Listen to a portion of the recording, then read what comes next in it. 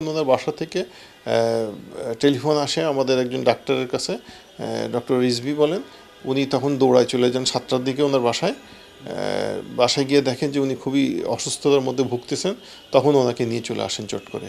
বোধহয় তখন জ্ঞান নাই মতো বললেই চলে। ইসিজি করছে, ইসিজির মধ্যে প্রথম অংশে দেখি যে স্বাভাবিকভাবে ইসিজি আসছে, কিন্তু পরের অংশে দেখা গেল যে ওখানে ব্র্যাডিকার্ডিয়া বলি আমরা, যেটা রক্তের পালস কমে যাচ্ছে, হার্টের রেট কমে যাচ্ছে। তখন ওনার চেহারার দিকে তাকায় দেখি যে চেহারাও নীল হয়ে যাচ্ছে এবং শ্বাস অলমোস্ট বন্ধই হয়ে গেছে। তখন আমি সিপিআর শুরু করি।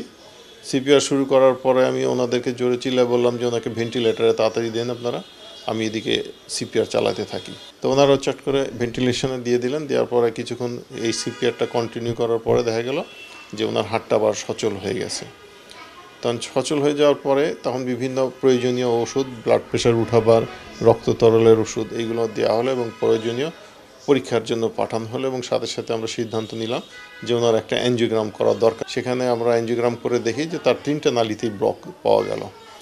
ওনার আগে থেকেই অসুখ ছিল, ওনার আগে থেকেই একটা এমআই হয়েছিল, যেটা ইনফেরিয়র ওয়ালে বলে থাকি। সেটার সেই ইনফেরিয়র ওয়াল যে রক্তনালী সাপ্লাই দেয় সেটা 100% ব্লক দেখা গেল।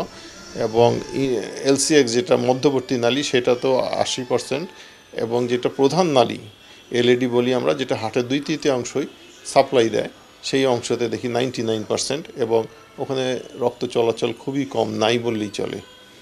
তো আমরা চটপট আমাদের টিম ডিসিশন নেই যে আমরা কি করব। আমরা মনে করলাম যে এই নালীটাকে খুলে দেওয়ার ব্যবস্থা করি, যেটাকে আমরা অ্যাঞ্জিওপ্লাস্টি বলি। এবং এই অ্যাঞ্জিওপ্লাস্টি করে ওনাকে একটা রিং প্রতিস্থাপন করে এই নালীটাকে আবার সচল করি।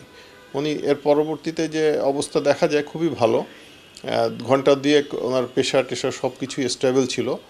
সুগারটা একটু অবশ্যই অস্বাভাবিক মাত্রায় বেশি ছিল।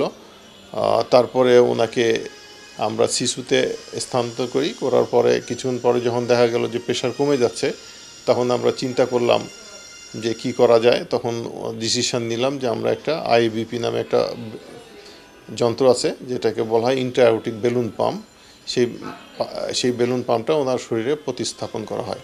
ওনার পরিস্থিতিটা এমন এক পর্যায়ে যে ওরা এই ইন্ট্রাঅ্যাওর্টিক বেলুন পাম্প মেশিন সহ ওরা বলল যে উড়াটা ওনাকে নিয়ে 4 ঘন্টা জার্নি করা একটু বিপজ্জনক হতে পারে। তা তখন আমরা সিদ্ধান্ত নিলাম ঠিক আছে, ওনারা থাকুক, আমরা আরও কিছু সময় পার করে দেখি উনি কী অবস্থায় আসেন। তো ঠিকই উনি পার করার পরে দেখা গেল যে ওনার সব কিছু জিনিসগুলাই আস্তে আস্তে স্থিতিশীলতায় এসে গেল। ভারত থেকে ডক্টর দেবী শেঠি উনিও আসলেন। উনি এসে আমাদের চিকিৎসার এ পর্যন্ত আমরা যা করলাম খুবই সন্তুষ্ট। উনি অ্যাঞ্জিওগ্রাম দেখলেন, অ্যাঞ্জিওপ্লাস্টি প্রসিডিউরও দেখলেন, রেকর্ডকৃত জেনে উনি খুবই সন্তুষ্ট প্রকাশ করলেন এবং উনি বললেন যে আস্তে আস্তে এটা ঠিক হয়ে যাবে এবং এটা সময়ের ব্যাপার। কিন্তু এই সময় থেকে এই ভেন্টিলেটর থেকে উঠানো আইবিএমআর মেশিনকে উইথড্র করা, এটা একটু সময় লাগবে এবং এই সময়টাই ওনার আরও জটিলতা একটু বাড়তে পারে। আমারও মতামত, এবং দেবী শেঠি সাহেবও উনি বললেন যে এই মুহূর্তে বাইপাসের কোনো দরকার নেই, যেটা করা হয়ে গেছে সেটা অ্যাক্সিলেন্ট। এখন এনাকে আরও স্থিতিল করে এই দুইটা জিনিস থেকে উইথড্র করে তখন আবার চিন্তা করতে হবে যে কোনটা করলে ভালো হয়। হয়তো আরেকটা নালিতে যেটা 80% আছে ওইটা স্টেন্টিং করে দিলেও ভালো থাকবে। আর যদি তখন মনে হয় যে না আরও নালি খোলা যাবে বাইপাস করে, সেটাও করা যেতে পারে। এটা আসলে কতদিন লাগে এটা বলা মুশকিল। 24 ঘন্টা পার হইলে বোঝা যাবে যে উনি কতটা উন্নতি হয়েছেন। তখন আরও পরবর্তী 24 ঘন্টায় আরও কতটুকু উন্নতি হবে, এগুলো সব কিছু মিলে মানে সময়টা নির্ধারণ করা যাবে। তো আশা করি এইটা যদি সব কিছু ঠিকমতো চলতে থাকে তাহলে 10 দিনের মধ্যে উনি সুস্থ হয়ে যাবেন, এটি আশা করি আমরা। বাইপাস করতে গেলে একটু সময় নিতে হবে। আর যদি স্টেন্টিং করা যায়, যদি এরকম চিন্তা করে তাহলে 10 দিনের পরেও করতে পারবেন। তবে এই যে সিচুয়েশানগুলো যদি সব কিছু ওনাকে হেল্প করে, কারণ উনি অনেক দিন থেকে ডায়াবেটিক, এবং এই ডায়াবেটিক ওনার উচ্চ মাত্রায় ছিল, এটা কোনো নিয়ন্ত্রণই ছিল না। 20শে ডিসেম্বর উনি একবার আমাদের কাছে আসলেন। তখন উনি বুকে অসুস্থতা বোধ করলে, কেউ তার ডাক্তার কাছে এমনি আসে না, অসুস্থ বোধ করাতেই উনি আসছিলেন। আসার পরে আমি নিজেই ওনার ইকো করি, তখন দেখলাম যে ওনার যেটাকে ইনফেরিয়র পস্টেরিয়র ওয়াল বলে, সেই ওয়ালটা চিকন হয়ে গেছে এবং নড়তেছে কম। তার মানে আমরা ধরে নিচ্ছি যে ওখানে একটা অ্যাটাক হয়ে গেছে অলরেডি। সাধারণত একটা নালীতে ব্লকেজ থাকলে আমরা ধারণা করি যে অন্য আরও 2টা নালীতে ব্লকেজ থাকার সম্ভাবনা আছে, কিন্তু সেটা হয়তো তখন প্রতীয়মান হয়নি, তখন দৃশ্যমান হয়নি।